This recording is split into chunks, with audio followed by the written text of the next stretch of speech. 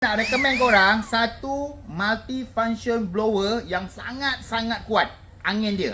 Sampai satu tahap aku panggil blower ni blower tebur. Okay, kenapa aku panggil dia blower tebur? Yang pertama sekali, rupa dia ni dah macam siput tebur dah. Tengok dia punya daun, dia punya bunga dia apa, dia punya blade dia apa semua. Yang paling penting sekali, bila kita sebut tentang blower, apa yang kita nak? Dia punya angin dia. Betul tak? Tengok tak? Angin dia sangat kuat kan. Bunyi dia ciu macam tebur. So jadinya kalau korang tak ada modal nak pasang tebur, pasang kat kereta. Bunyi tebur lah. Okay, tak boleh gurau. So kau tengok sini saya buat testing untuk blower dia punya daun dia. Tengok sini. Nampak? Kalau korang jenis malas nak sapu rumah, korang pakai ni je. Dah selesai. Ni daun-daun kat belakang ni, nampak ni? Ni. Tembak lah ni. Tembak saja. Okey. Ini untuk apa? Untuk kes bersihkan daun.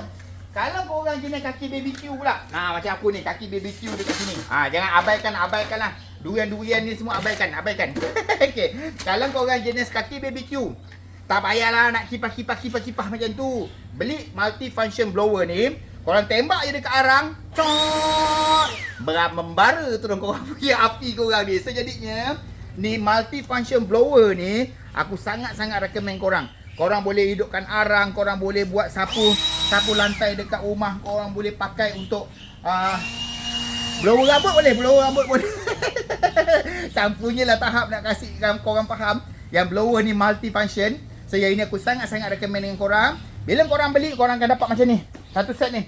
Korang akan dapat 2 biji bateri. Korang akan dapat dia punya charger dia sekali. Korang akan dapat dia punya box dia sekali macam ni. So jadinya yang ini saya sangat-sangat recommendkan dengan korang. Kalau korang nak beli, korang pergi tengok dekat dalam beg kuning saya. Okay, multi-function blower ni, korang akan dapat satu set macam ni. Ni insyaAllah berbaloi, barang baik, harga berpatutan. Saya letak kat dalam beg kuning saya. Okay, Assalamualaikum.